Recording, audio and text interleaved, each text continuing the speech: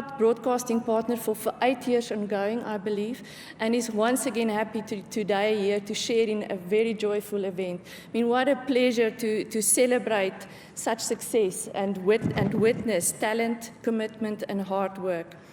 With our SABC Foundation and the SABC Educational Division, we are involved in a number of educational activities. And as partner or champion of these various activities.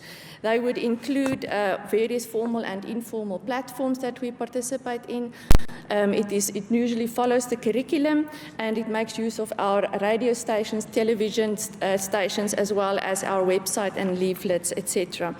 The government allocates 120 million rand a year towards educational content, and with this, the SABC Education Division, amongst others, do provisional outreach programs and educational-specific programs like Matrix Uploaded, Daily Theta, etc. And our foundation partakes in events like Take a Girl Child to Work, as well as assist special learners with special needs, and also award bursaries. But today we are here to celebrate these fantastically talented individuals. So congratulations to the top achievers. And no doubt the parents who spent many a night on their knees to get them all here. I hope you said thank you very much repeatedly there.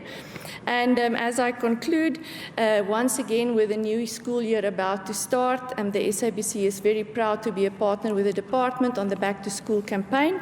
And we therefore look forward to once again share the very most important journey in any child's life with them. I thank you very much and enjoy the evening.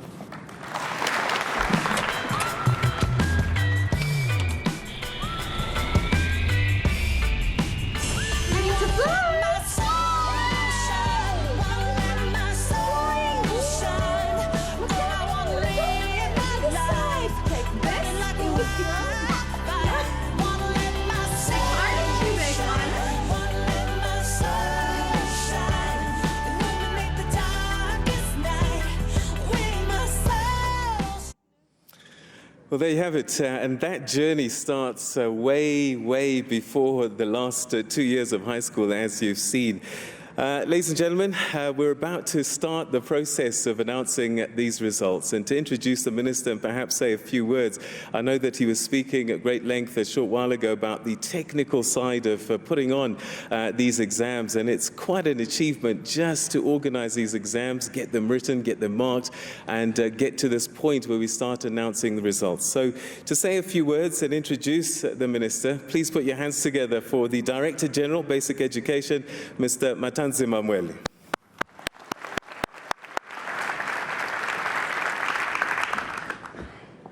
Thank you, Peter. Good evening at home, good evening in the Global Village and the audience here. Today is a very special day to say goodbye to the class of 2018. We've grown sentimental attachments to this class. We've seen them coming into the system, and what makes this class unique from all other classes that we've had is that they set for 12 new subjects, exams: technical maths, technical science, 3 areas of technology: mechanical, electrical, and civil, as well as South African Sign Language as a home language.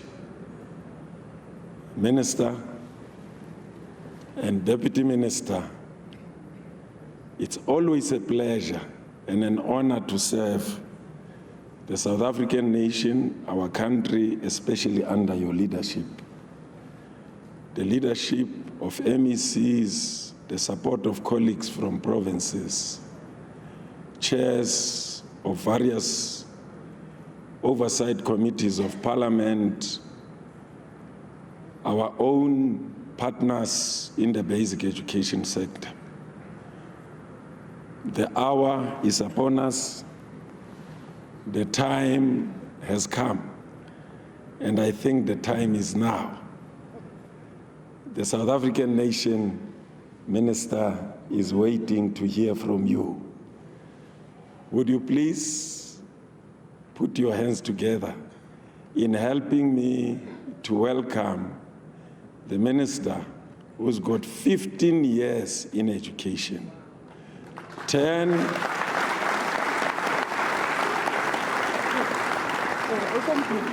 years as minister and 5 years as MEC for education in Gauteng, an illustrious career. She's been a public servant before. Minister, the nation is waiting to hear from you. Thank you very much.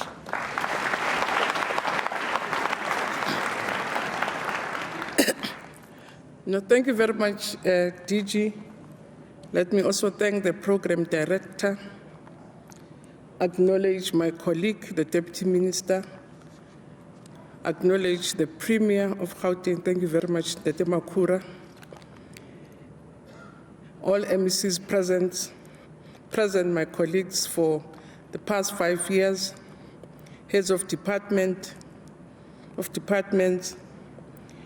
leaders of teacher unions that are here, leadership of the governing bodies that have been working with us in the past 5 years. I see colleagues from Parliament, members of the portfolio, MPs and MPLs present. We have lots of partners that are here that have been really assisting us in the past 5 years in this journey. But most important, the cream of the country. Good evening. And more important, proudly so, acknowledge the parents of the learners and the caregivers. And ladies and gentlemen, thank you very much for this opportunity. So today, as we gather to announce the 2018 National Senior Certificate Exam results, we're announcing these results on the year in which South Africa will be celebrating 25 years of political freedom and democracy. These results are one of the most important barometers that we use to evaluate progress that we're making as government in improving access, redress, equity, inclusivity, and efficiency, and more important, quality of teaching and learning outcomes.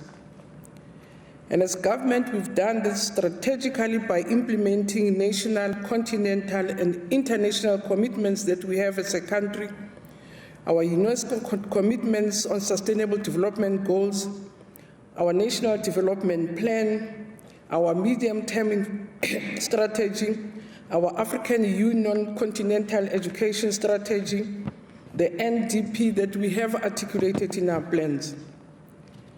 And if we remember that at the dawn of democracy in 1994, the topmost priority of this government was to establish a single, unified, and a democratic system of education based on human rights.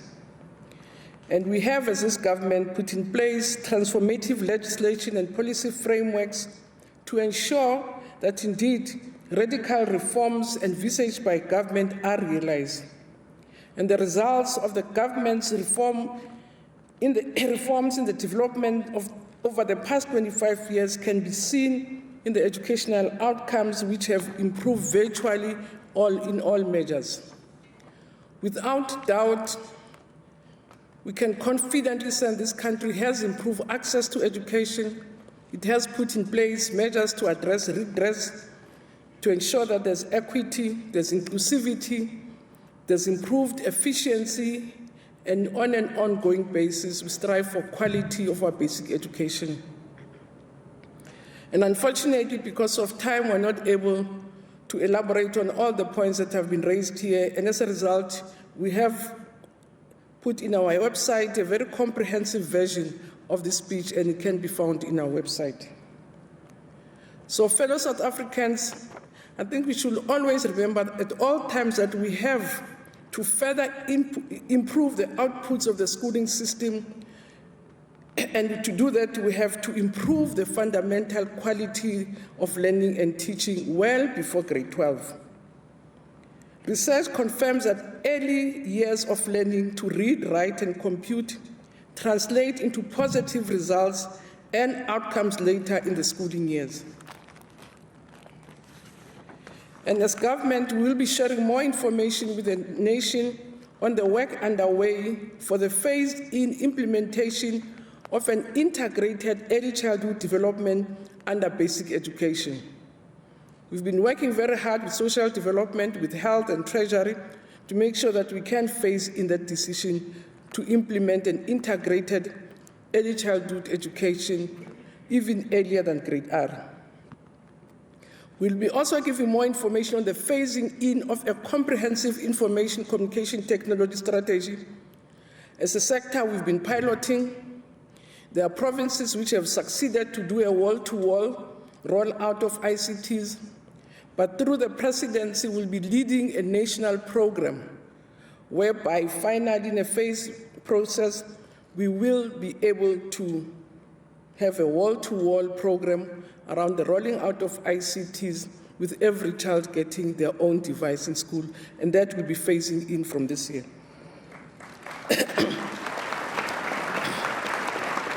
For this year, we will start off with no-fee schools in your rural and farm areas and also focusing on special schools. Again, a great deal is happening to improve the early grade literacy and numeracy of our children. We had initiated as a sector the Read to Lead campaign, which has been mobilizing learners, teachers, and communities around the importance of reading. The primary school reading improvement program has been expanding in numbers of schools, and that is supporting with quality learning materials designed to enrich classroom learning experience in the early grades. The early reading grade study has led to the development of a reading improvement plan with clear steps to improve and support to teachers based on the evidence of what works. With our partner, the National Education Collaboration Trust, we have set up a national reading coalition, and we'll be launching this coalition this year, and again, we'll give you more details. Again, at a basic education level, the modernization of classroom has become a phenomenon of the global society. And in response as a country, or in response to the demands of the 21st century, as DBE, in partnership with UNICEF, with the LEGO Foundation, and the Association of Development of Education in Africa, will be implementing an initiative that focuses on the role of play-based learning and improving the quality of early grade learning under the auspice of Power of Play. We will be hosting an international play conference in Pretoria in February between the 25th and the 27th. And amongst the key objectives of this conference are the facilitation of an understanding and the commitment of policymakers and influencers on the importance of play-based learning in preparing our young people for the opportunities of the 21st century and the achievement of sustainable development of the national and global level. Fellow South Africans, as we report on our grade 12 results, it is important to always link these to earlier reports that we always share with you, with the nation, your teams, which is your trends in mathematics, your SACMEC, which is an assessment of SADC and Eastern African countries, and also PILS, which are also trends in reading. Because at the heart of development in the schooling sector, the most obvious and most important is what learners learn. If you remember, during the announcement of the 2017 results, I did outline the improvements in the performance of South African learners through varying degrees as reported by the 3 regional and international assessments. And we can confidently say as a country that the basic education system of the country has entered its age of hope. And what is critical is to remind ourselves that every child must be viewed as a national asset and no child should be left behind. Now turning to what we are here about, it was a commercial one. And just make sure that now that I have your attention, I can go then to the business of the day. So as we turn to the grade 12 results, the pass rate is more of one of the many indicators which we use to track progress in this country. So the government's medium-term strategic framework, which is based on the NDP, emphasizes the aim of getting, I must be careful that I don't mix my papers, otherwise I'll repeat the things I've said. The aim is to obtain the National Senior Certificate, which is equivalent qualification either from school or a TVET college. It does emphasize the attainment of a national certificate, which allows either for bachelor degrees obtaining a mark of at least 50%. I don't know the 30% that we pass at 30, but we're saying the target is a bachelor's degree, which says our learners must pass at 50 and above. But more exciting, I saw Professor Volmik. We're very happy to hear when Umalusi, the authority and the arbiter of standardization, did declare 2018 national senior examinations as fair, valid, and credible. And for that, we're very grateful. And this class of 2018 is a fifth cohort which has been exposed to KEP's curriculum. It has recorded the fourth highest enrollment of full-time candidates and part-time candidates. As we reported earlier, 2018 we registered more than 800,800 learners to sit for exams, of which more than 625,000 were full-time learners, and approximately 176,000 were part-time candidates. And of these, some of them, almost 512 of them, presented all 7 subjects. In terms of scope and size, we always compare these exams to your national elections. That's how big our national exams are. At least there are only 2 ballots. We had to set 147 question papers. We had to print 8 million question papers. We went through 7.6 million scripts, and we produced and delivered them to about 7,000 education centers with more than 65,000 invigilators, 41,000 markers at 141 marking centers. So I'm not exaggerating that we're close to your national elections. But also what is exciting about 2018, this is the first group where as a country we're able to present 12 new subjects. We presented the South African Sign Language, which is South African Sign Language linked to international sign languages, and we're very proud that we've managed to do it.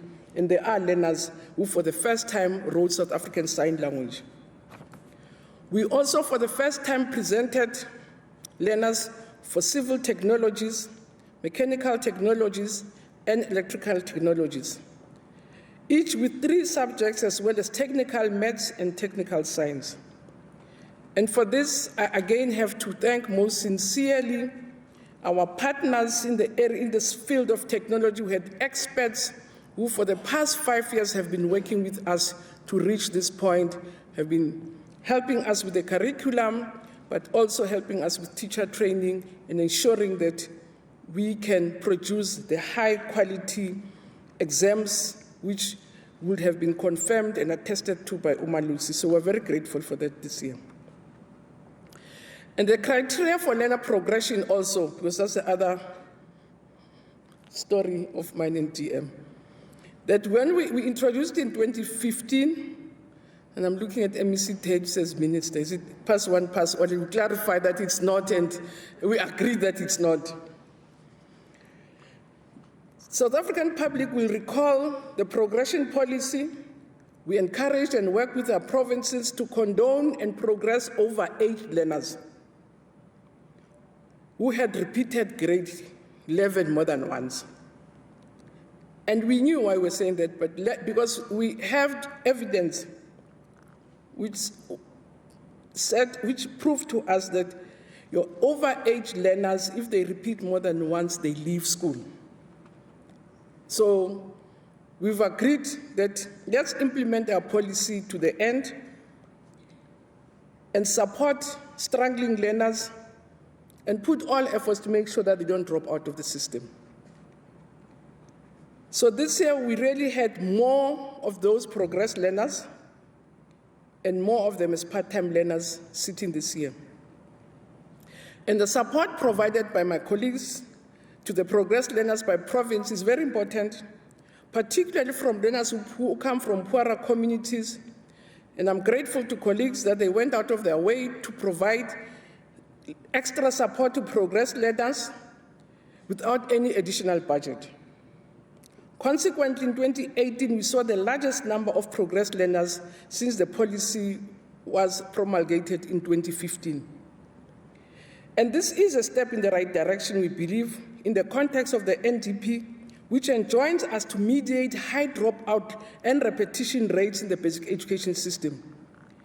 The NDP demands us to maintain a retention of 90% and allow for an increase in the number of learners entering vocational and occupational pathways. We've also put in place the Second Chance Matric program. The learner progression policy is in place to make sure that indeed we can align ourselves to the demands of the NDP. We have introduced this incremental introduction of 3 model stream to offer children with more opportunities, and we also have provided our learners with multi-examination opportunities as means towards an end to address the NDP directive. And I want to take this opportunity to thank provinces that invested a lot of effort in supporting progress and struggling learners. Gauteng, for instance, Premier, of your progress learners, 70.3% made it. In the Free State, 65.2% of progress learners made it. In Mpumalanga, 64.7%. In KZN, 63.4%. In Northwest, 56.9% of them. In the Eastern Cape, the pass rate of progress learners was 56.5%. In Northern Cape, with all the challenges and the difficulties of your protest, they went to 40.2%, and the Western Cape has a progress learner pass of 33%. And we have to say, Western Cape is leading in terms, not only in terms of your throughput rate, hence they have lesser learners at your senior phase, but we'll still encourage all the provinces to support those learners that have been progressed to get extra help, because failing them or using punitive system for deficits has proven not to work. But extra support is proving to work. And we are convinced that had the provinces not provided the packages of support and interventions which they did, which they provided to progress learners, some of our young people could have fallen through the cracks of the system. And it is for this reason that we continue to encourage provinces to support struggling learners, not only at matric level, but throughout the system. And this will definitely improve the throughput rate and the retentions in the system, especially at the senior and the FET phase, where we experience high failure rate and high dropout rates. We strongly believe that an inclusive education system makes an immense contribution to an inclusive economy and an inclusive society. And we have in the past few years included learners with special education needs in our tracking process. And I'm happy to announce that this year we had 3,856 learners with special needs, and their pass rate for this year has increased with 39.9%.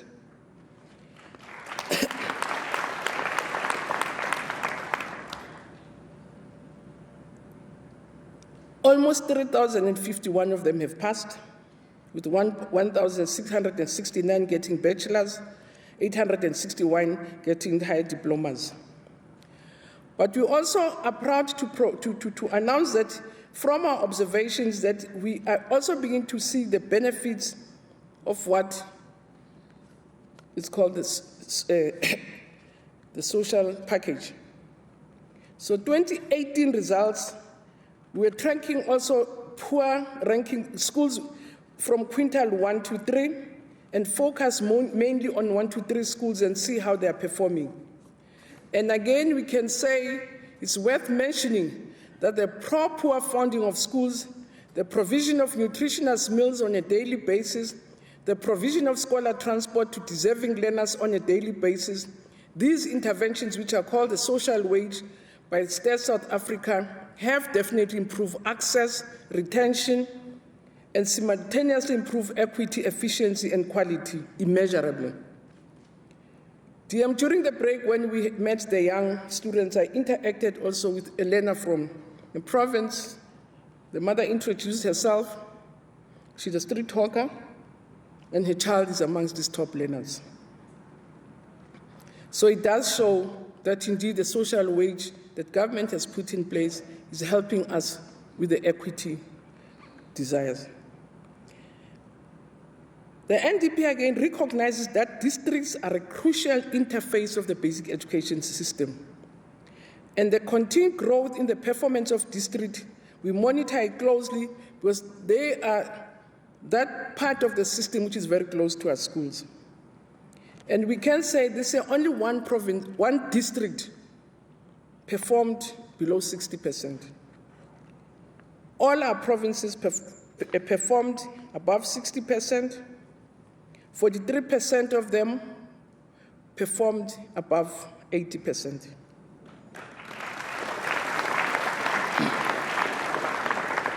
I'll just go through the top 10 districts for this year. The leading province district in the country is Fezile Dabi in the Free State at 92.3. It's broken the ceilings at 92.3. The second leading district is Tshwane South at 91.7 in Gauteng. The third leading district is Johannesburg East in Gauteng. The fourth district is Sidibeng East in Gauteng at 90.2. The fifth district is Johannesburg West in Gauteng at 90.1. The sixth district is Thabo Mfutsanyane in Free State at 90%. The seventh district premier is Tshwane North in Gauteng. The eighth is Gauteng West in Gauteng at 89.9. The ninth is Ekurhuleni North in Gauteng. And the 10th leading district is Johannesburg North in Gauteng.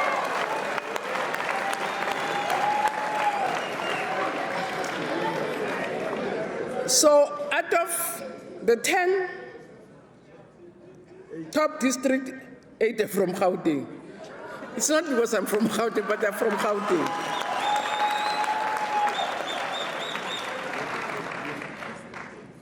Fellow South Africans, this is an unprecedented that the 10 top performing districts, as I say, are from only 2 provinces. And it is the first time that 4 top districts performing above 85%. And 6 of them have broke the 90% ceiling, gas ceiling.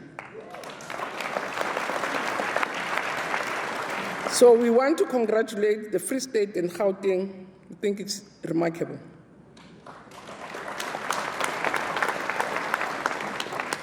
From the respective provinces, province by province, in the Free State, obviously, the leading district is Fezile Dabi. In Gauteng, the leading district is Tshwane South. In the Western Cape, the leading district is Metro North, as the 3rd district also nationally. The 4th leading district from Northwest is Bujanala Platinum. The leading district in the Northern Cape is Namakwa. The leading district in Mpumalanga is Ehlanzeni. The leading district in KZN is Amajuba, and the leading district in Limpopo is Vembe, and the leading district in the Eastern Cape is Nelson Mandela. Now, coming to the performance of provinces. Oh, that's the main. As I said earlier, only one province achieved below 70%, which is Limpopo.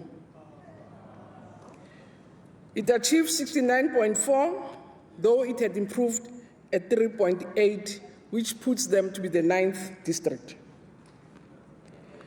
Then the next 4th, they say nine from last, okay. The 4 districts that performed above 40%, Eastern Cape comes 8 at 70.6, with an improvement of 5.6, which is the largest improvement in the country.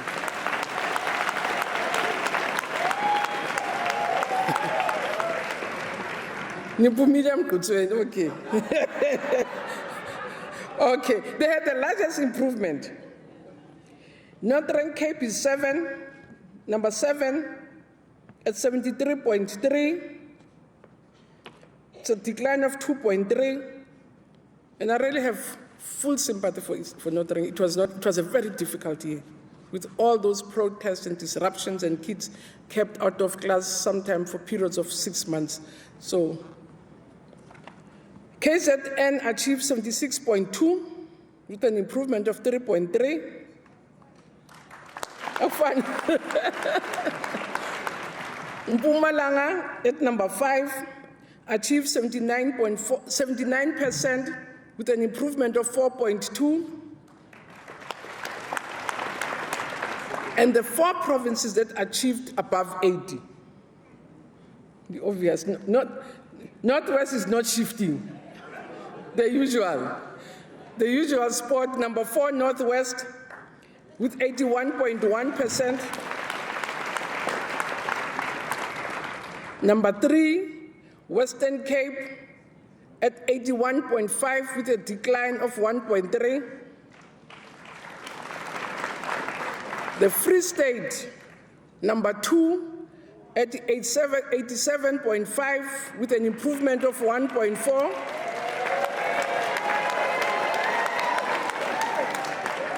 And finally, the top performing province for 2018 is Gauteng.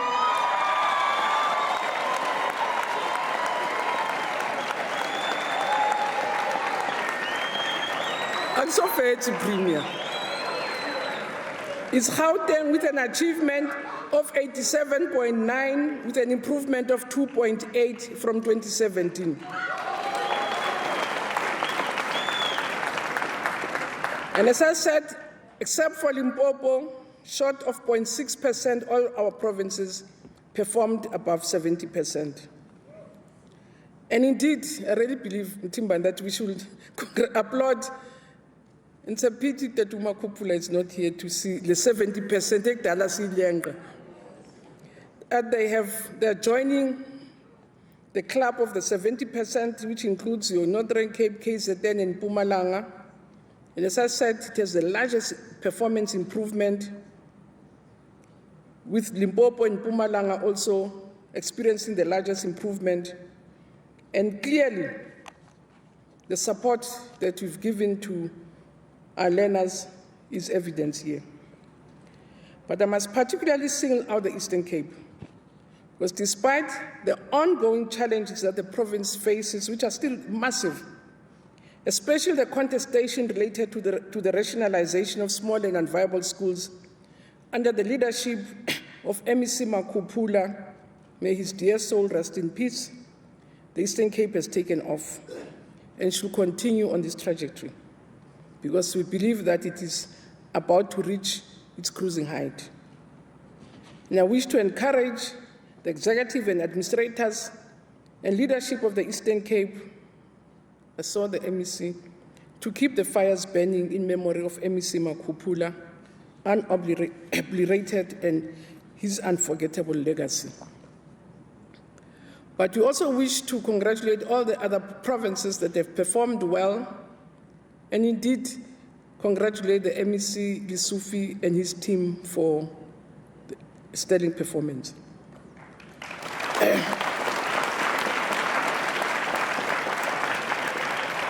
Which brings us then to the 2018 NC national overall results. For the past 8 years, we have noted a pass rate of above 70%. The class of 2018 must be commended for maintaining this trend. As I said, they are the fourth largest cohort in the history of basic education.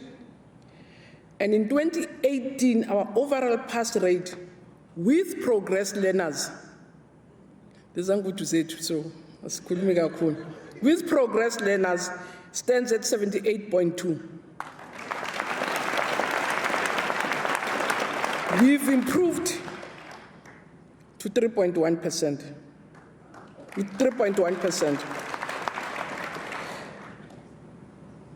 And program direct, if we exclude progress learners, excluding them, we'll be at 79.4, 0.6% short of the 80% we've been clamoring for all the years with DM. So without progress learners, we'll be at 79.4%, but we don't regret that.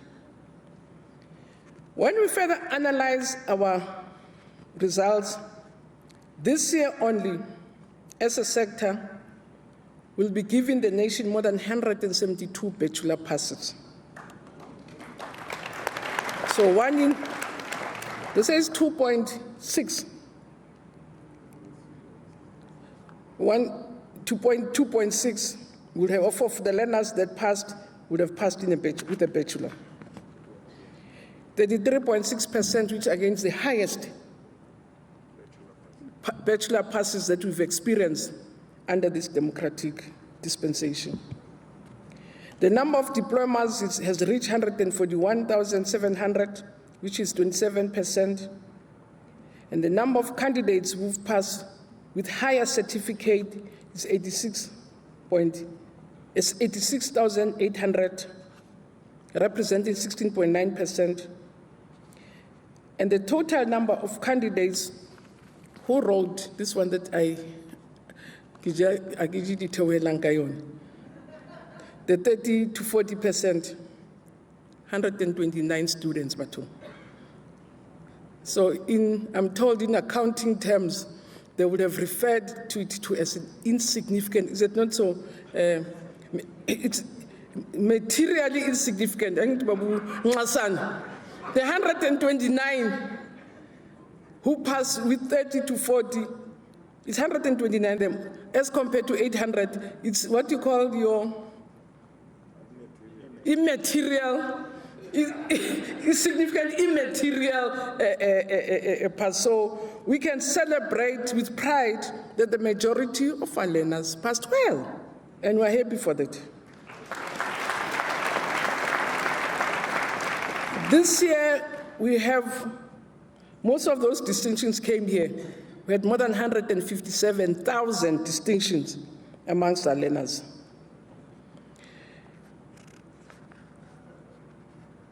As what I've presented to you, I believe, and I think we all agree, it points to an unequivocal progress in the basic education sector, in the areas that matter most, mainly in your learning outcomes.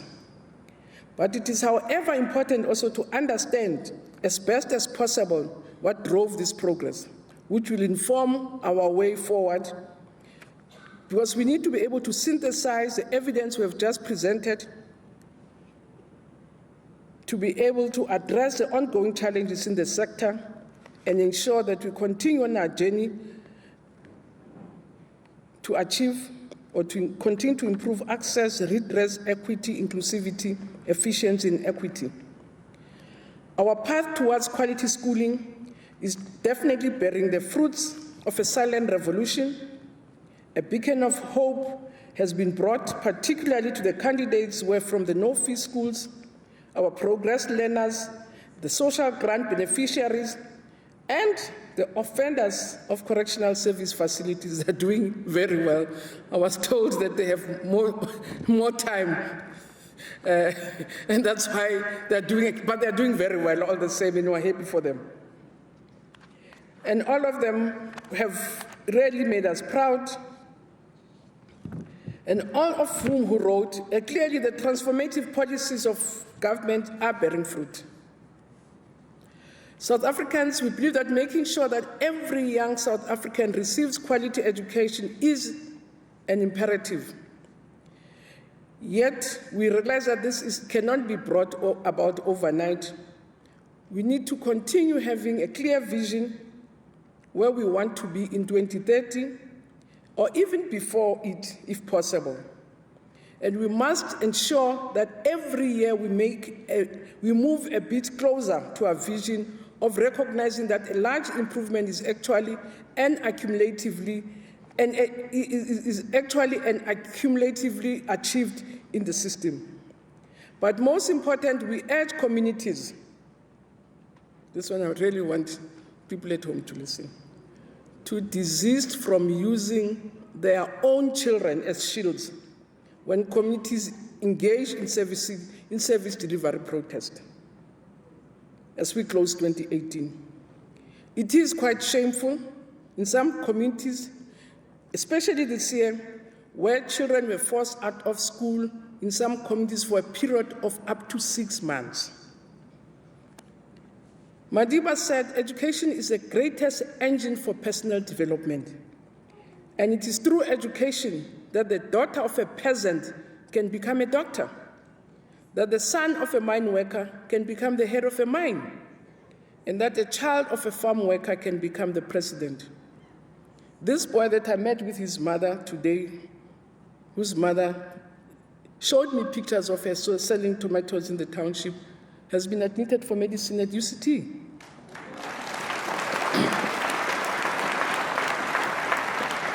So I'm really appealing to our communities. Sometimes I even have an audacity, because some, especially members of the Women's League, have my phone to say, Minister, please note that, speak to your colleague, note that we're going to shut down schools if we don't resolve the chieftainship matter as soon as possible.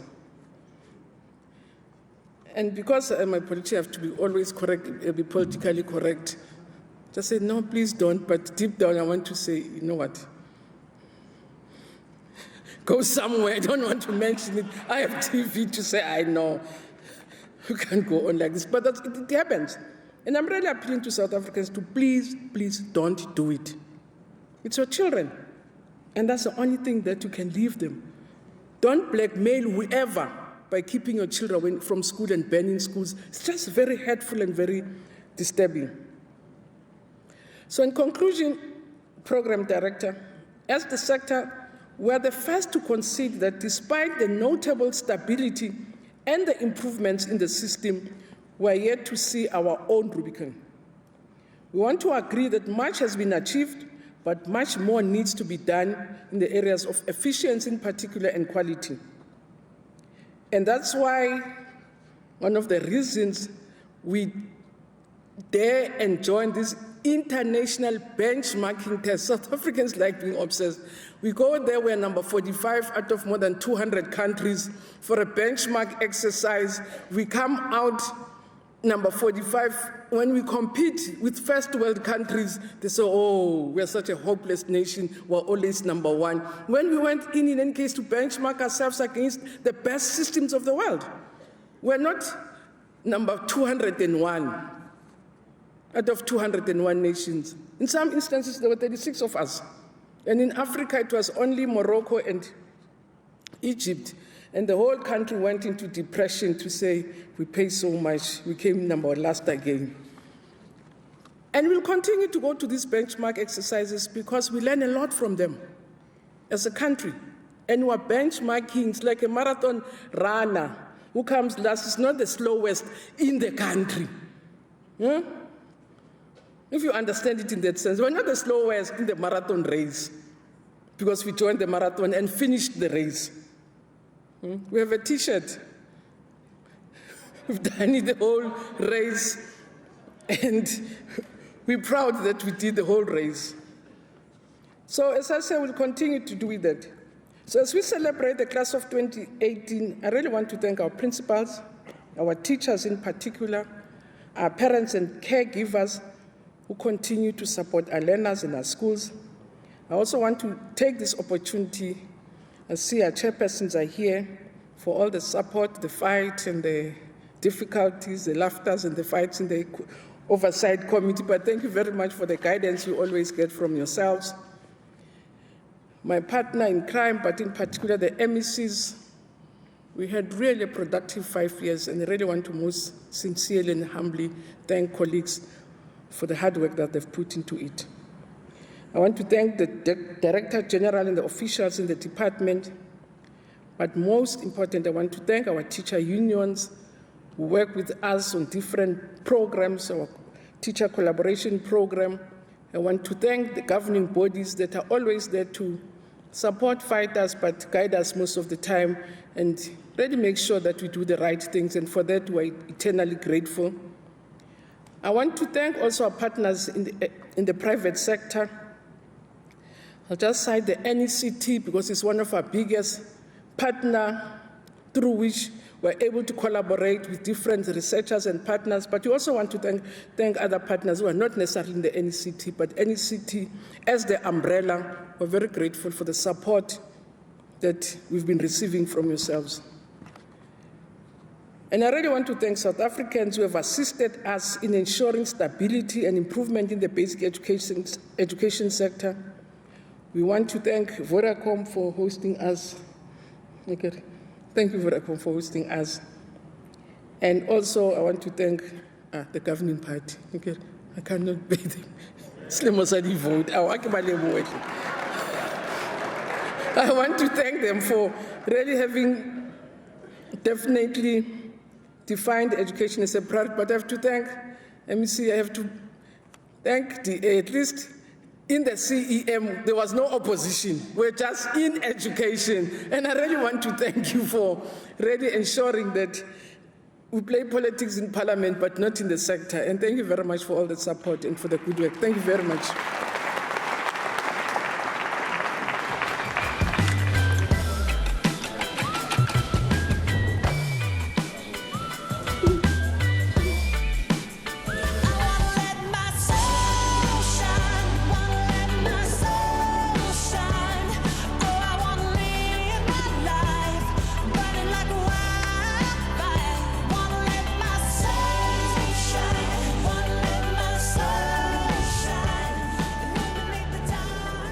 And so there you have it, lots to talk about, but I think overall, a great achievement by our learners, well represented by these young people here. So the class of 2018, well done. Minister and your team and everyone at Department of Basic Education, all the teachers across the country that have worked so hard to get our kids across the line. Again, a great round of applause. And so we've come to that moment now, ladies and gentlemen, where you heard the numbers, you heard the overall picture, and it's a great one and one to celebrate. But leading the way is a group of young men and women who really went way beyond the call of duty, way beyond the efforts of the average student, and have shone. And so tonight we take this opportunity to celebrate their excellence, and I'd like to call upon the Minister and the Deputy Minister to join us here as we begin the process, ladies and gentlemen, of raising the roof and celebrating these amazing young people who've done so well in the various categories. The first two in each category, that's position number 3 and number 2, I'm going to ask them to stand. We'll give them a round of applause.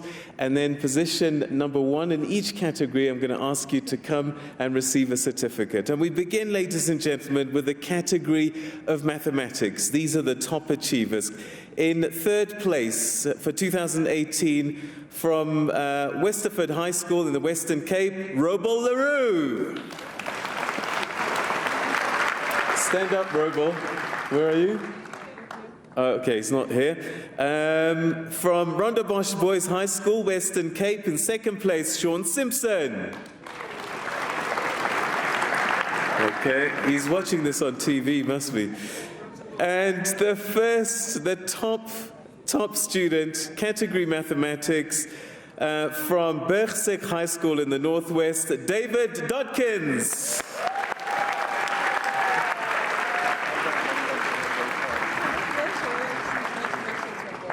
Yeah, thank you. Oh, opportunity.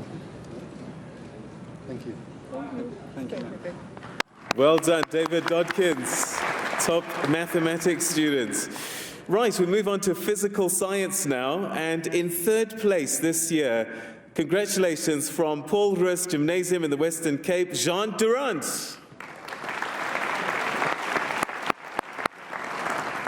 In second place from Insebenzi Swano Secondary School in the Western Cape, Kamva Goso.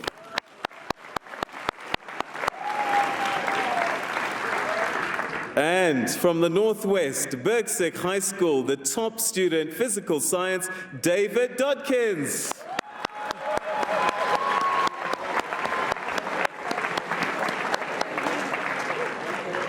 Here's the first photograph. Okay.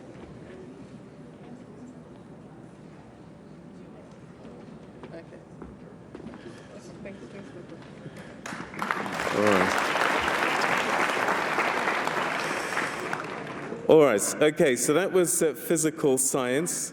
We move now to technical mathematics. And in third place, a big hand, if you put your hands together, from Bashir Senior Secondary School, Mitlali Fipaza.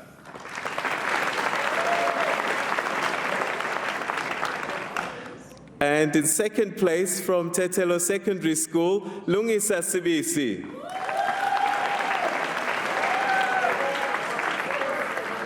And in first place, technical mathematics from Bona Comprehensive in Gauteng, Piwanyenkosi Mhlongo.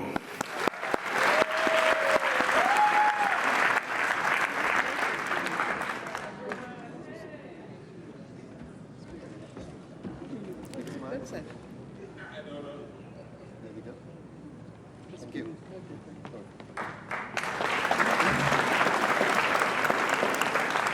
Right, ladies and gentlemen, congratulations once again to our winners so far. We move on to technical physical science. And in third position, from Richard Vara High School, Eastern Cape, congratulations, Sipamandla Klibi.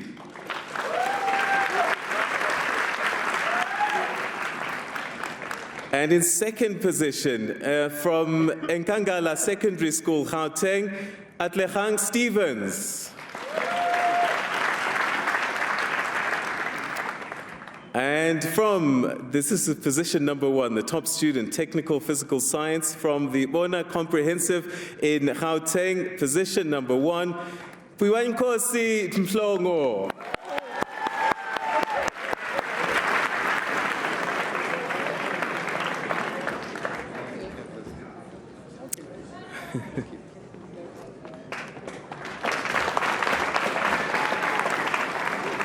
Right, now, ladies and gentlemen, we get into the top performing students in the different quintiles. And we start with quintile 1, the third position. Congratulations from Marilani Secondary School. Well done to you. Sinolwetu Mfedu from Eastern Cape.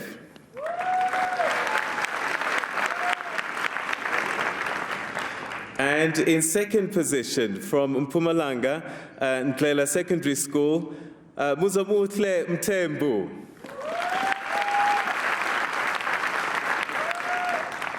And the top performing student, quintile 1 learner from Tsebo Secondary School in the Free State, Molelekeng Mkwena.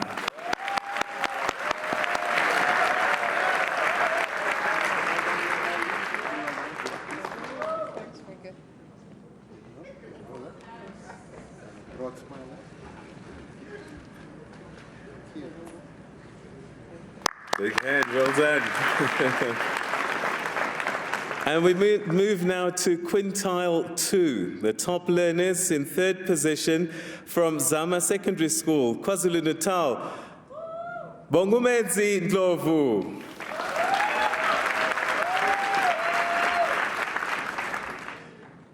And in second place from KwaZulu-Natal, Langsede Secondary School, Nobile Nzimande.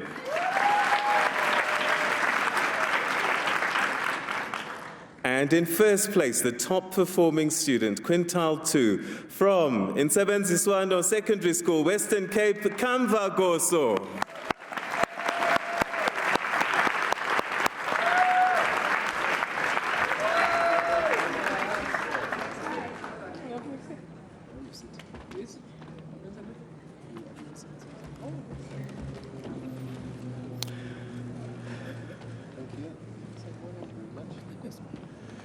Congratulations and well done.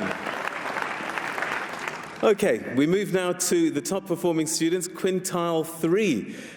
Well done. In third place from Limpopo, EPP Minga Secondary School, Felicia Makondo. And in second position from Nyanga Secondary School in the Eastern Cape, Afukile Nkai. And the top performing student, Quintile 3, is from Limpopo, Tengwe Secondary School, Karendwe Mudzialwana.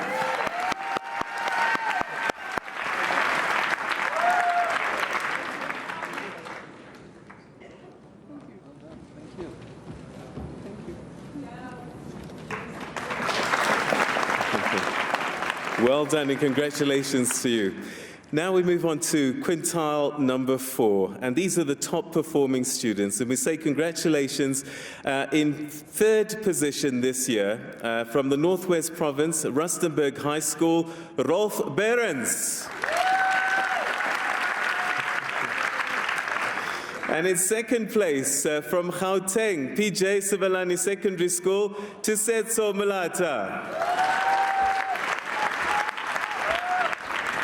And from the Northwest Province, Potchefstroom Girls High, the top performing quintile 4 student, Maya Mamda Mustafa Ahmed.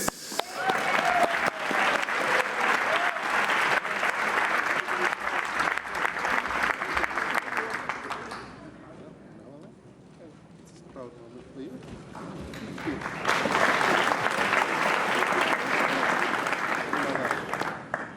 Congratulations and well done to you. Ladies and gentlemen, the top performing student, quintile 5. In third place this year, congratulations and well done from KwaZulu-Natal, Westville Boys High School, Gerald Staples.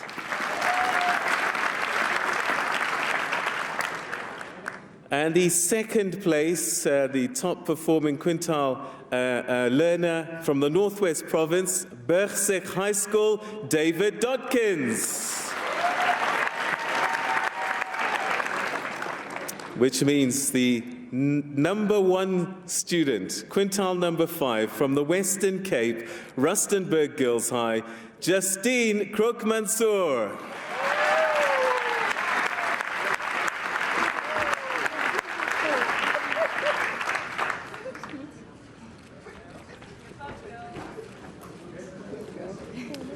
Well done, congratulations to you. And now, the category for top performing special needs learner. The third place this year goes to the Western Cape Pioneer School, Lisa Marie van Wyk.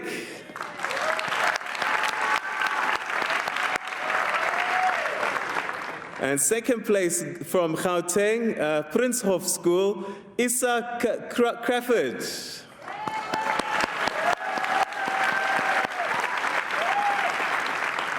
And in first place, the top performing special needs learner from Gauteng, Prinshof School, Mongezi Mbata.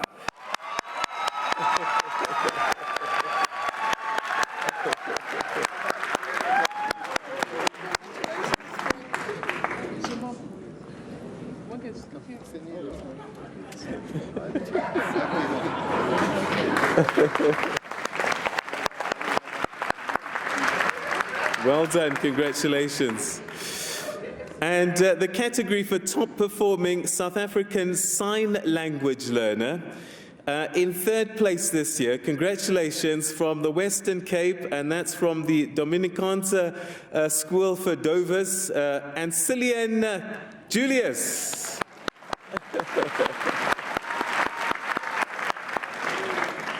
In second place from KwaZulu-Natal, from the KwaTintwa School for the Deaf, congratulations, Tabile Pondani. And in first place, the top performing South African Sign Language learner from Gauteng, the Sizwile School for the Deaf, Maria Morgan.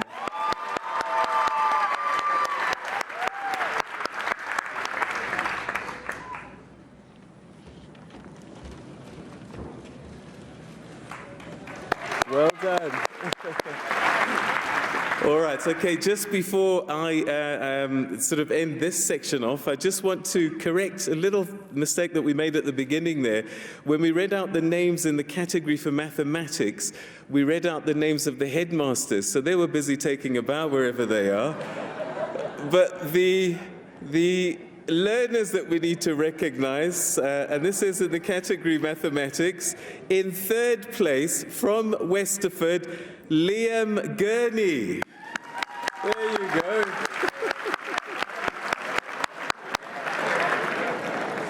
And in second place from Rondebosch, Timothy Schlesinger.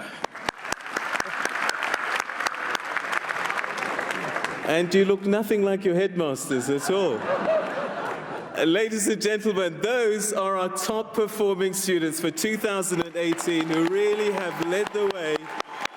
And we are so proud. We thank you so much for giving us this opportunity to celebrate excellence. Thank you so much. Let's give them a big hand, ladies and gentlemen. And so those are the prize winners, and the final word goes to the Deputy Minister, Mvaseti, to say his final words of thanks to us all tonight. Big hand.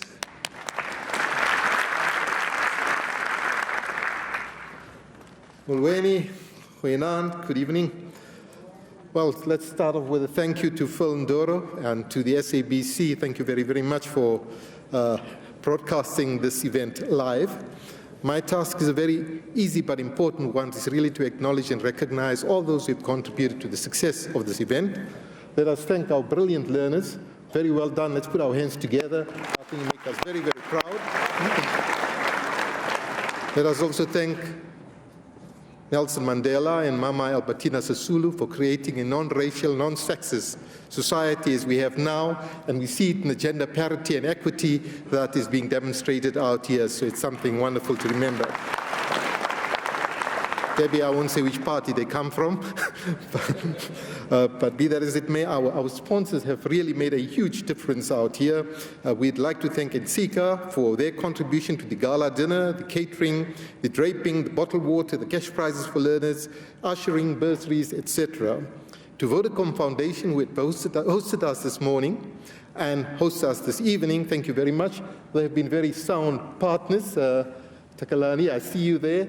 They've been in partnership with us for more than a decade and have contributed to digitization and a range of other initiatives, including our teacher resource centers. Thank you very much for your strong and sturdy partnership.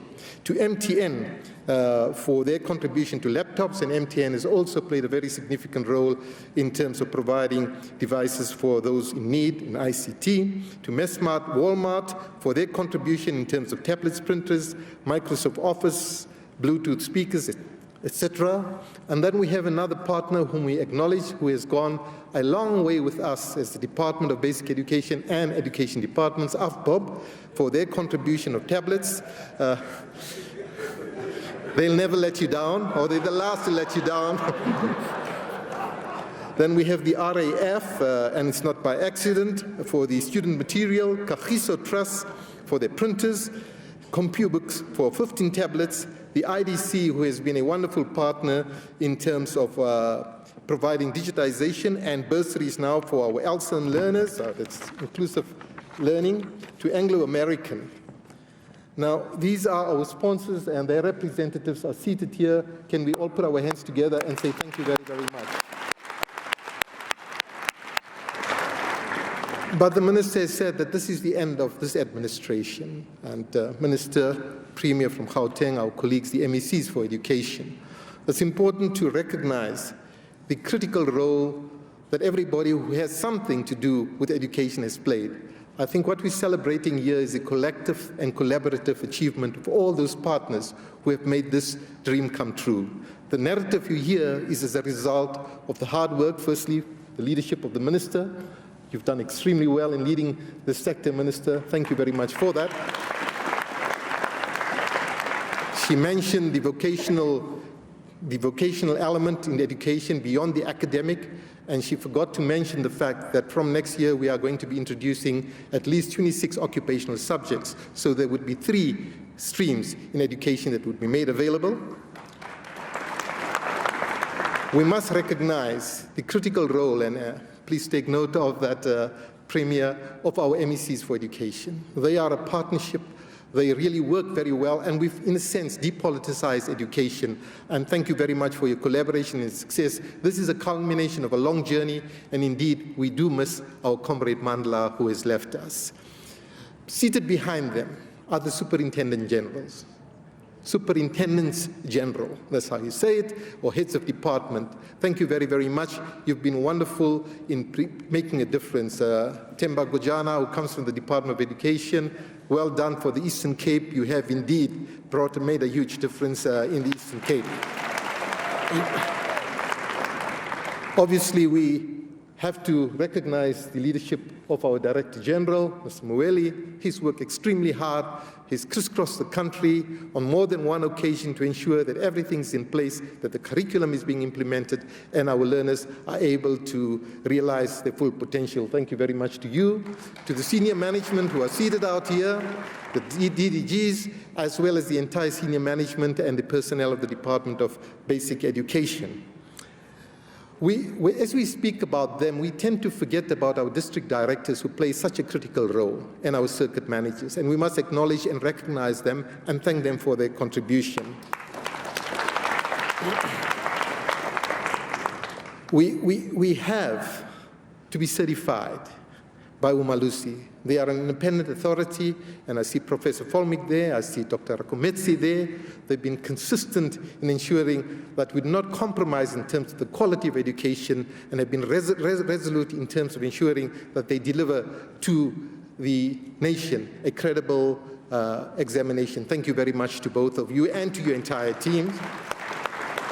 Now, you are indeed an offshoot of SAQA, and SAQA has always been present, and we thank the leadership of SAQA. There hasn't been an occasion when SAQA has not been present. Thank you very much for being here, Chairperson. We have a partner in terms of the National Education Collaboration Trust, and the chairperson is here, Sizwe Nkasa, founding member of the National Education Collaboration Trust. Thank you to you and to your CEO, Godwin Khoza, who I believe is abroad while we are working in South Africa. Now, this environment that we've created where we talk about a cohesive, single, unitary system would not be possible if we did not have the collaboration of the leadership and the full participation of our teacher unions. We want to say to our teacher unions, and we say so unequivocally, thank you very, very much for bringing about stability, for going beyond your line of duty, for working hard in our deep rural areas, in our township schools, in our overcrowded schools. And whilst you argued for a 0.5%, we understand it because your circumstances were quite real, and you've made a huge difference in terms of bringing about change. Thank you to the union leadership. Schools function through the governing body associations. And the governing body members who are here and the governing body associations who are present out here, thank you very much for assisting us, particularly in provinces such as Gauteng and the Western Cape, where you have huge migration, and we rely on your support in accommodation in terms of providing access to our many learners. Principals associations, you are always with us, and thank you for being part and parcel of this very, very important journey to a successful culmination of this administration. We have many NGOs and many community-based organizations who make a difference, whether it's in terms of inclusive education, whether it's in terms of digitization. We do believe that your role is very, very critical. And even when you do challenge us, you do so for a good cause and a good reason. We thank you for your support. Importantly, and very significantly, is to recognize the role of academics. They play a very, very important role. They play an important role in the task teams that are established by the Minister. And to all the academics and the institutions of higher learning, we say thank you very much for collaborating with the Department of Basic Education. You indeed have made a difference, and we are providing you with this quality. Please do not complain about the throughput rate when they come to university. To those, they are partners who have made the fourth industrial revolution possible. We've digitized almost 90% of our high enrollment subjects across all grades. And the silent revolution is about the fact that all these MECs here have agreed that we require a core textbook per subject per grade, and most of these are digitized. So we would like to thank those who have been the forerunners in terms of that. Amongst those are the Vodacom, yes, indeed, but Cecil Inzalo Foundation, the Michael Shuttleworth Foundation, AFBOB itself, IDC, MTN, UNISA. They've made a huge difference in terms of that particular process, and we want to say thank you to all those partners who have really taken us to the cusp of the Industrial Revolution. But more importantly, all our parents and our caregivers have a belief in our system of education. Approximately 94% of our learner population attend public schools. That means that we do have a credible system of education. And thank you very, very much for the confidence that you have in us, and for inspiring our young learners to ensure that we provide them with quality education. To all and sundry, everybody who has directly or indirectly contributed to education, we say a very, very big thank you. This has been a remarkable journey. This administration soon comes to an end, but our commitment to quality education will continue. Now, in everything that we do, there is oversight. And the oversight is played very, very significantly by the chairperson of the Portfolio Committee and the chairperson of the Select Committee, and the members from all political parties. The Minister and I always comment that these portfolio and select committees make a huge difference because they are our eyes and our ears. They are very robust in their engagement with the Department of Basic Education. And to all of you, to your leadership and to the team of women and men who make such a huge difference in Parliament, we say thank you. That also applies equally to the standing committees in the provincial legislature. Premier, your presence here is a sign of the importance of education. But we would also like to thank the President and the government for recognizing education as a priority and in terms of building a successful nation. So we say, Kia leboha nkosi, thank you very much.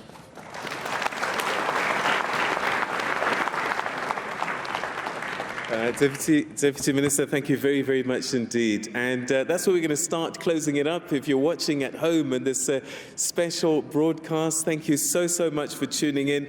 And, you know, from all the results, one of the things that stood out for me, and I'm so excited for the Eastern Cape, 2017, they were the only province to improve. And in 2018, they were the biggest improvement.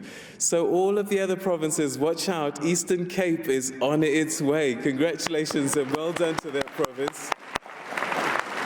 And to the class of 2018, thank you once again. And for those of you that are going to get your results after midnight, congratulations if you've passed. If you haven't, all it means is that there's another opportunity, another way, another path. So don't give up, don't be despondent, and congratulations to those that have passed. Well done to all the parents that have supported your children throughout here and at home. Well done, thank you so much for that support. And once again, to the Department of Basic Education and this administration in particular, thank you so much for your efforts. That's where we're going to say goodnight, and thank you very much for joining us here from Midrand, and congratulations once again to the class of 2018.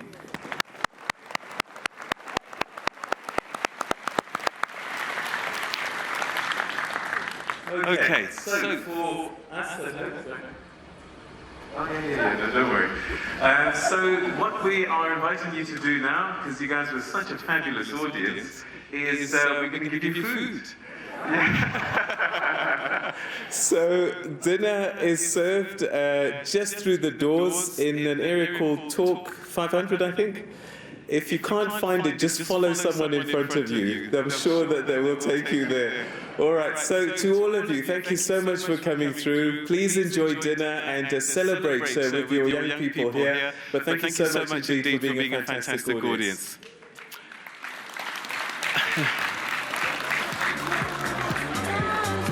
And then if I could ask the rest of you guys, please stay. We're going to take pictures. So students and the big wigs, please stay. The camera is coming to take pictures with you guys, so don't go away. All around for South Africa, the pass rate up quite substantially, 3.1% from last year at 78.2%. Now, it's a little bit confusing because we get two rates. One includes progressed learners.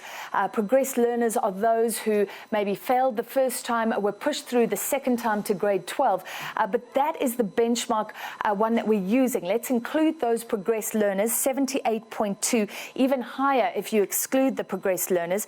But as far as I know, this is the best result. It's on a par with 2013, which was the best result since 1994. Now, after 2013, South African matric results dropped, and basic education has basically saying that's because of the standardization. We moved to CAPS, a globally used standard of education. The Department of Basic Education now saying we have a world-class curriculum. We have very good examinations. The universities look at these exams and say they are of a high quality, and now the pass rate moving up once more. So this is all good news. You heard Peter there talking about the Eastern Cape. That is the best performer. The Eastern Cape improving by more than 5.5%, by 5.6%. Its pass rate 70.6%. So that is a very big jump for the Eastern Cape, always one of the worrisome provinces in South Africa. It's only now Limpopo that is below the Eastern Cape and below 70%. They're on 69.4%. There were many disruptions in that province, as the minister alluded to, and we'll talk about some of those issues. Top of the class is Gauteng. Incredible. 8 of the 10 top districts were in Gauteng. They achieved a pass rate of 87.9%. 87.9%. That, if I recall, is basically an A+, up by 2.8%. And we'll be speaking to the minister very shortly. We'll also be speaking to the MEC of Gauteng, Panyaza Lesufi. But let's get a view now from the South African Democratic Teachers Union. Mangwena Maluleka, the Secretary General of SADTU, joins me in the studio just on the sidelines of that matric results announcement at VoterWorld in Midrand. Mr. Maluleka, thank you for being with us. Your first comment. Welcome, and thank you for having us indeed. We welcome the results and want to congratulate the class of 2018 for doing so well, but also congratulate the teachers for working 7 days a week in helping the student, in particular in the Venda region, something that we normally don't mention, that teachers don't have family time because they have to improvise. They've got to ensure that they build those connections, build human connection, and ensuring that our children get the best they can. So you congratulate them. Indeed, and you're talking about the Bembe region in Limpopo, where there were a lot of disruptions. Just tell me what you know about the challenges for those teachers, for those students, in an area where schools were burnt down. The challenges in that particular area are enormous because what happened is that they live under intimidation, they live under threat, fearing for their lives, because if they go to schools, they don't know whether their houses are going to be burnt down, and obviously they don't have enough time for them to be able to prepare. However, what they were doing, they will then use makeshift classrooms and move from one area to the other to ensure that those particular learners and those teachers are able to attend to their work and attend to their classes and so forth. So clearly it is that the community in around those particular areas have making it very difficult for our learners to be able to access quality education that is uninterrupted. And therefore, we think that the performance that we see from that particular area, it's something that is like a miracle, because despite the fact that there will be those particular challenges, we always see that particular area performing better than the other areas. Yeah, it's below 70% for Limpopo as a whole, though. Yeah. Have you done all you can to say to those communities what the minister was saying? Burning down schools, that affects many, many young people who need an education in this country. We have done what we can. We have been working with the faith organization. We have been working with those who are responsible for moral regeneration, in particular Father Mkachwa and his team, to ensure that we say to the community, it cannot be accepted that education is seen as a target, when education should be seen as an investment in the lives of our people.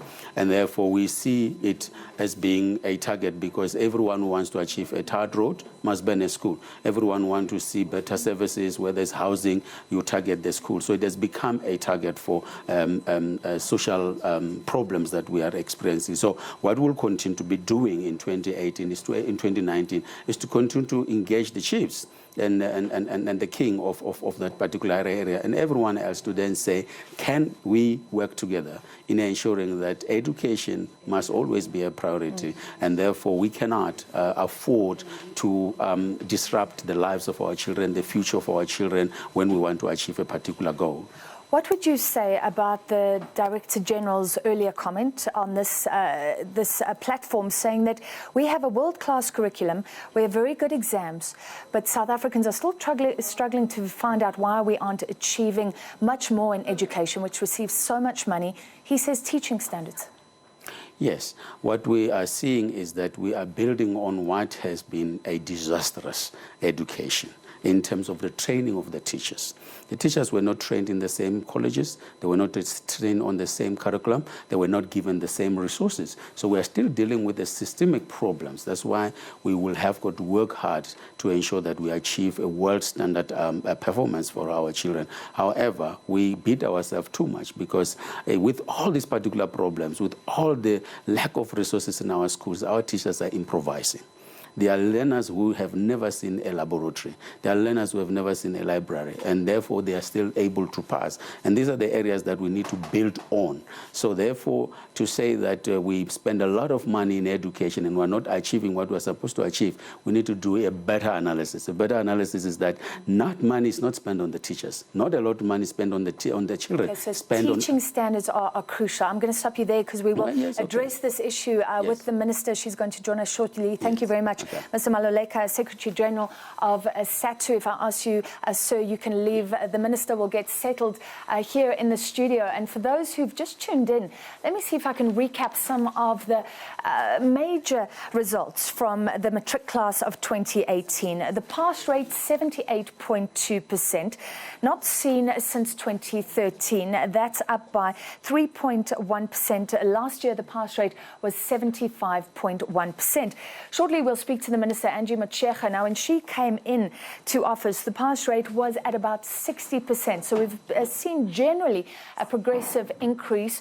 After 2013, a little bit of a wobble, a new standard, the CAP standard being used, and the Department of Basic Education saying that that is a world-class standard. Our curriculum, the basics are there. The curriculum is good at the moment. So maybe we'll see an improvement year on year. But certainly this is something to celebrate because it hasn't been seen since 2013, and that was the best since 1994. And as I said, when she came in, the standard of passes was much lower.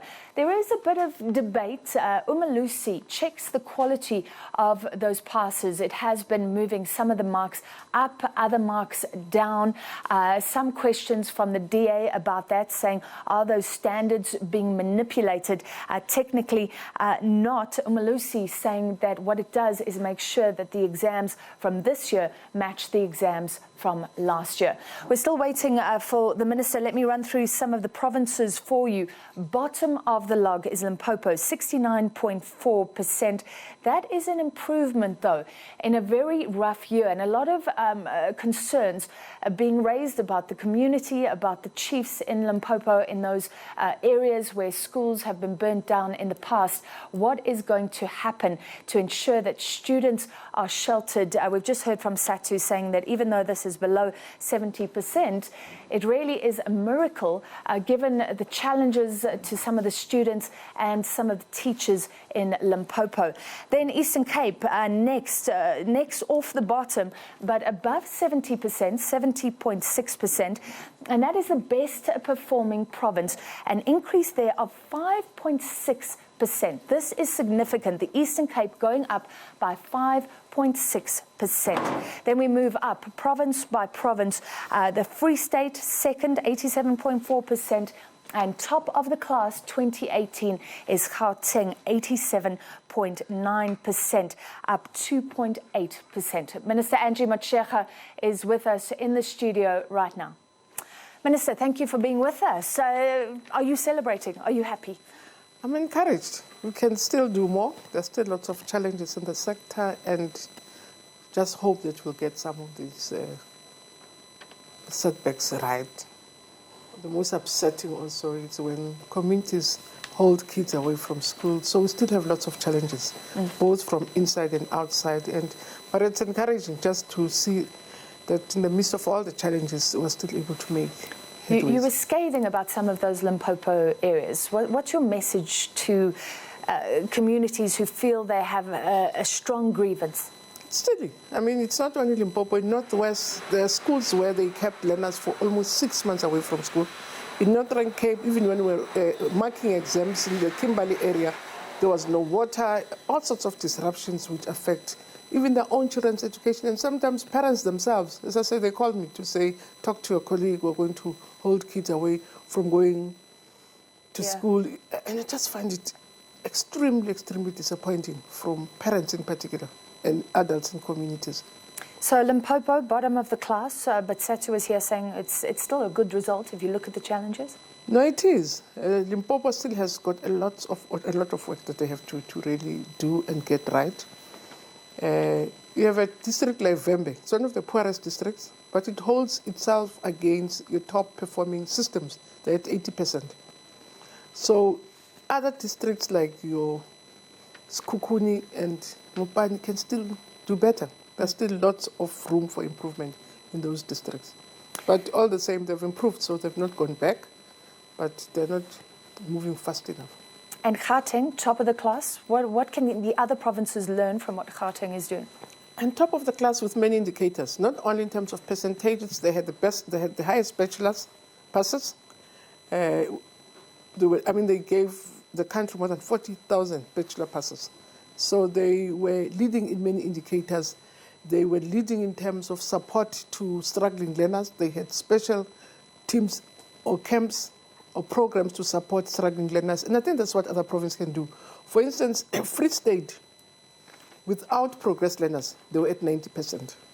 Sure. So they would have been number one. But because they didn't do as much as Gauteng did in supporting weak learners, they became the second. But they were leading. They'd broken the 90% ceiling. This progressed learners issue, I was saying to the DG, I am sold because the rationale seems very strong to actually push students up if they fail in Standard 9. It's not going to bring standards down eventually. And actually it has not helped them, because for me it's for the learners themselves. It has not helped them. If learners fail more than twice, they get discouraged and leave the system. So what we are saying to them, if they've not performed well, let them repeat the grade. But if they fail again, let's not take a chance and see them leaving the system. Let's quarantine them and let's give them dedicated support and see if we can save them. Because in any case, if we don't assist them, after they've failed more than once, they leave school.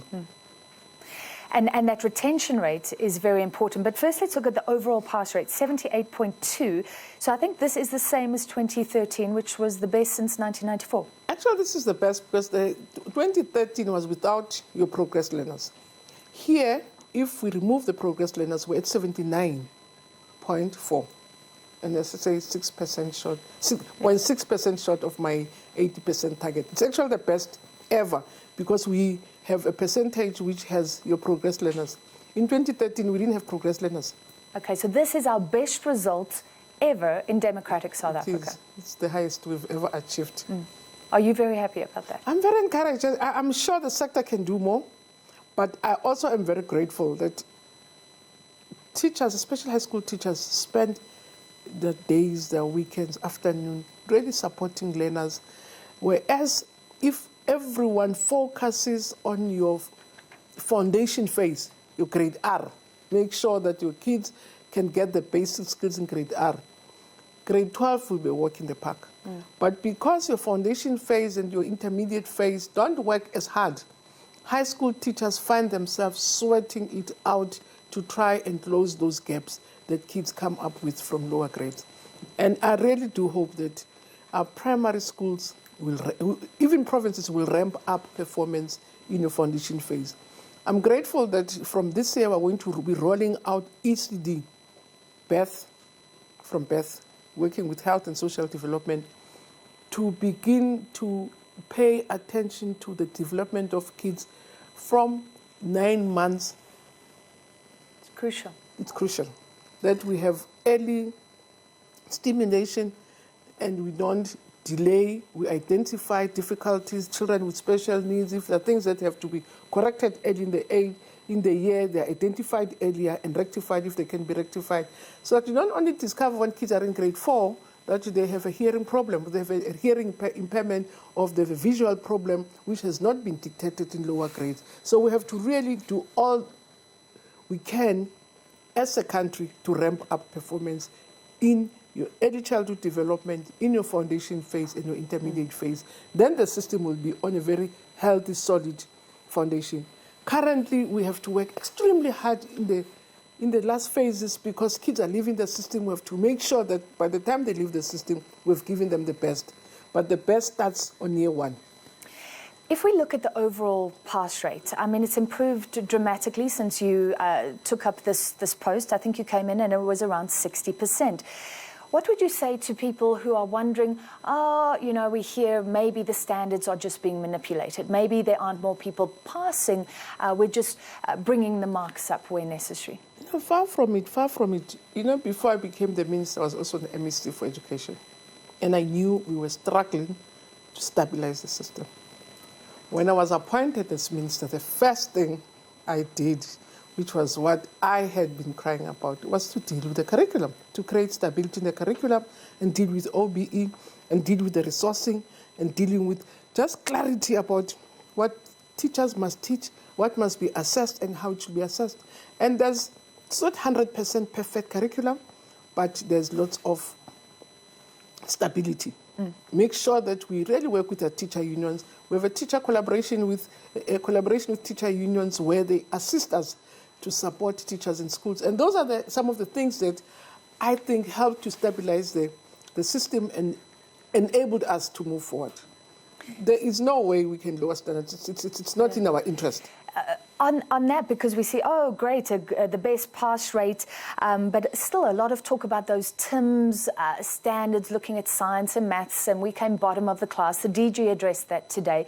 Will you just speak to people who are concerned about those reports, that we are bottom of the class, maths and science, sort of middle-aged learners? No, the problem is that you read headlines and not the proper report per se.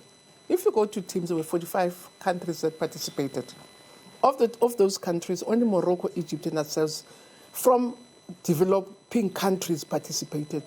We're not a Russia. We're not a first world country in many respects. We're a third world country. And in these teams, we go into benchmarking with the best systems in the world. We go and compete with your Chinas, your America, your England. We're benchmarking. So we're not going there because we think we can be number one as a new democracy that comes from such a fragile past in education. We're not going there to compete with Russia and see if we can be number one or to Russia. We're going there to benchmark ourselves against the best system. So we're not going to compete for number one or number two. It's to go and learn and say, how do those systems get it right? And we've learned a lot as a country that, we're a young democracy. Our education system is quite, our new democratic system is young. So we are going, those are benchmark tests and not competition. So people misquote and then they say we're number one in the world, as if 201 countries participated. Only 45 countries or sometimes 39 countries participate. And I think I had the DG when speaking to the DG. If you go to a marathon and finish your 60 Ks, you're not the slowest in the world. As long as you've completed the race, you get your T-shirt. So we have our T-shirts. We know where our weaknesses are. We're working on our weaknesses in comparing ourselves with the best systems in the world. So I'm sure it's voluntary. Will we continue to have what he said was the courage to do those global benchmark tests? And I think it's very important for us to, and there's lots of things that we really bring from those studies. Russia, for instance, it's your best system in terms of literacy in the world. You know what the results we got is that Russians, as people, parents, 85% of them are readers. 65% of them are advanced readers. South Africans, only 15% of South Africans as a population are readers. So then we even begin to understand that the problems are not in the school, our problems are in society. And therefore we run a reading campaign, encourage parents. So we pick up a lot to say what makes Russia tick. It's not that we think we're going to be a Russia today. Most of our parents will go, I don't know most if our parents even those that read don't read in South Africa. So which means we have to conscientize the nation to say, if we have to win as a nation, all of us have to pull in our homes. Our kids have to be encouraged. We have to buy our kids books as gifts. We have to read books to them, because the school will not be able to do all the things that are required to take it. And those are lessons we're bringing from these benchmark studies to say, how are they doing it? How are they making? What are the things we can do differently to improve? Those are benchmarking exercises, are not competition for number 1, 2, or 3. So very difficult to bring up readers when your parents are not reading to you, are not reading themselves. Even young parents themselves, all they do, they come back from work, they watch TV, ask them how many of them have read, even to their kids, how many of them have bought. Even their kids, Christmas time gives us, they'll buy them all sorts of breakable plastics and other things, buy them chocolates, and none of them will bring a book to their child. It's a way of encouraging reading culture. And a reading culture, it's not something that you acquire. It must be a habit. And you acquire habits through lots of things. And those are the things we bring from these benchmark exercises, not a benchmark, not competitions that South Africans then get depressed to say, we're not last in the world. Yeah. Minister, we're running out of time, but the world is changing. You know, your department's saying this, that the world is changing. We have to keep up. What are we doing to prepare for a world where some of the skills needed now just will be redundant? We're into it, big time, and the president is leading the charge.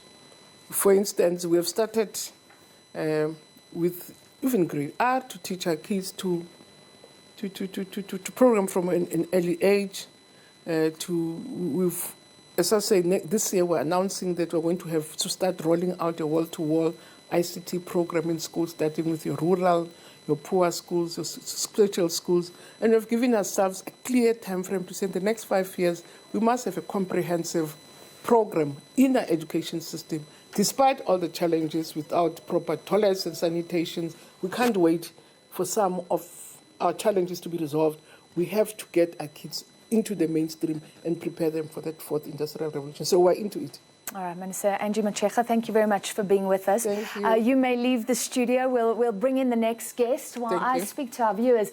And let's just recap. If you've just tuned in, Results 2018 announced tonight. About 800,000 South African learners wrote those matric exams last year. The Minister Angie Motshekga is saying that this is the best result in democratic South Africa.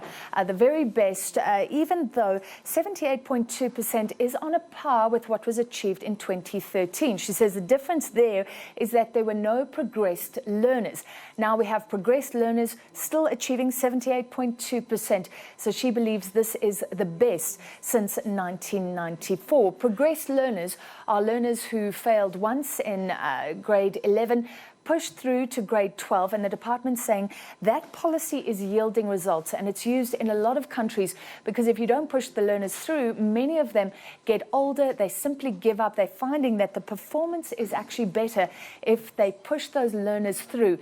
And we heard earlier from that department that we're even seeing distinctions in traditionally hard subjects like maths and science. We're seeing distinctions for learners in those, and they are progressed learners.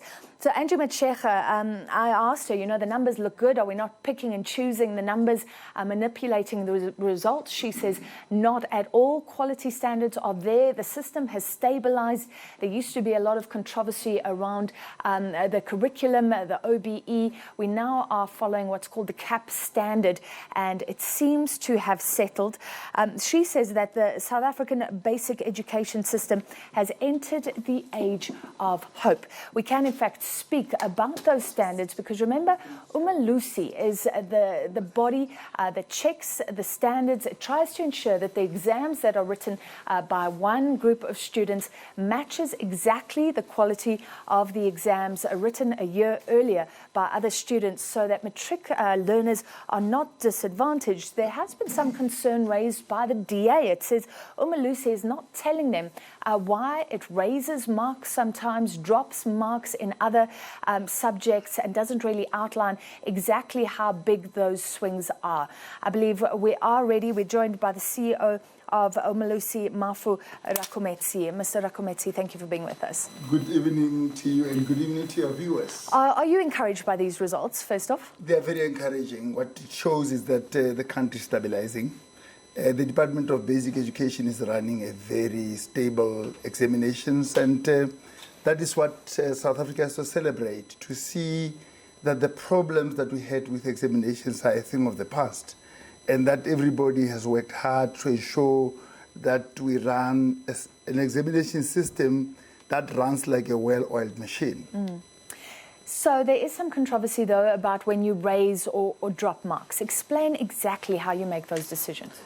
The authority of Umalusi to adjust marks is derived from our founding act of Parliament. So it is the act of Parliament that allows us to do the adjustment. What happens is that we've got a 5-year norm, which has been determined over the past 5 years, that shows the patterns in a particular subject. Now, where in instances where we keep the raw marks, it is where the pattern corresponds with the marks that the learners have obtained. And it shows that the papers have been fair. It shows that there's nothing untoward with the paper itself.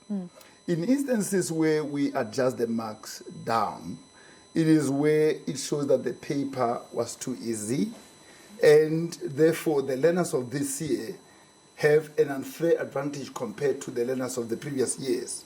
In the same manner, in the instances where we adjust the marks upwards, it is where it shows that the paper might have been too difficult, because you'd know that we don't field test our question papers in this country. Otherwise, the paper would have leaked. Now, after the paper has been written, we get qualitative reports from the moderators, from the experts who say, this is how the paper has been. It has been too difficult for the learners. And also that we look at the graphs and the tables, which graphs will show the performance of the learners against the 5-year norm. It is on the strength of that that we decide either to adjust the mark upwards, downwards, or to keep the raw mark. What is important to note is that we apply the same principle from one assessment body to the other. I'm talking here about the Department of Higher Education and Training. I'm talking about the Department of Basic Education. I'm talking about the IEB, Sakai, so that we don't apply different principles from one assessment body to the other. Well, let's talk about the IEB, because the Gauteng MEC for Education accused you of bias, saying you were pushing up the IEB maths marks, maybe because they weren't looking so good. I think it was maths. It is not the question of the marks not looking so good. It is the question of us looking at the 5-year average, which is the norm, and saying the learners of this year have been disadvantaged by a paper that has become too difficult. And we're looking at the IEB alone.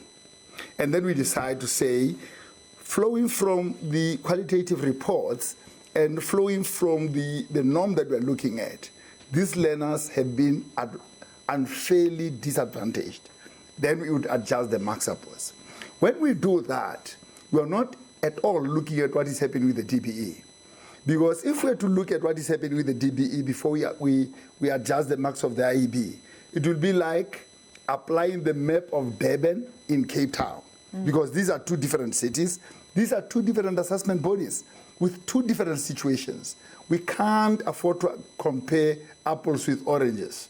What obtains in the IEB is different from what obtains in the DBE. If you do your job correctly, if I'm hearing you correctly, the standards of today, of 2018, should be as on a par with 10 years ago. Is that the situation? Indeed. What we have to do as a quality assurance body is that we don't have to keep the universities guessing. We don't have to keep the employers guessing. If we say a child has passed at this level, the universities must know in engineering, in medicine, what kind of product they're expecting from the schooling system. It can't be that our standards are fluctuating from one year to the other. Hence, we have standardization to ensure that we churn out a consistent product into the system. The employers should know that this child has got a distinction in accounting, and this is what he's able to do. It can't be that the distinction of this year is of a lower quality to the distinction of last year. And the overall pass rate, let's end off with that. So the minister's saying this is the best we've seen, 78.2%. So can we say objectively South African learners are passing better than they were years ago when she came in, when the pass rate was at 60%? Let me show you what has happened. This administration has been on for the past 5 years. I've done my own analysis. The MECs have been there for 5 years. The superintendent generals have been there for the past 5 years. Their management have stabilized. Now, with that stability, you see the kind of result that you are seeing. And also, the CAPS curriculum has been in the system now for 5 years. So the teachers have gotten used to this curriculum. They understand the curriculum. They understand the way they have to approach the questions. They understand the way they have to teach the learners. So I'm not surprised that the results are improving. The system is stabilizing. The curriculum experts will tell you that it takes 5 years for a new curriculum to bed, for it to stabilize and crystallize. This is exactly what you're saying. So we must not change this now, definitely. I would say changing the curriculum every 5 years, every 10 years is not good for any country. But CAPS is working. CAPS is working, and we are seeing the results of the CAPS working now. All right, thank you so much. Dr. Mafu Rakometsi, the CEO of Umalusi, the education quality control body, saying this is a good assessment of an educational system that is improving in South Africa. The best results, according to the minister, it is on a par with 2013, but she says because those progressed learners are included this time, 78.2% is just fantastic for South Africa, saying we are in an age of hope when it comes to education, because that has been one of the concerns for many of the authorities in this country. All right, and that is a wrap from the Full View team here at VodaWorld in Midrand. We've been bringing you those results live, speaking to some of the main players. I do hand back now to studio. Arabile will be with you at the top of the hour, and he'll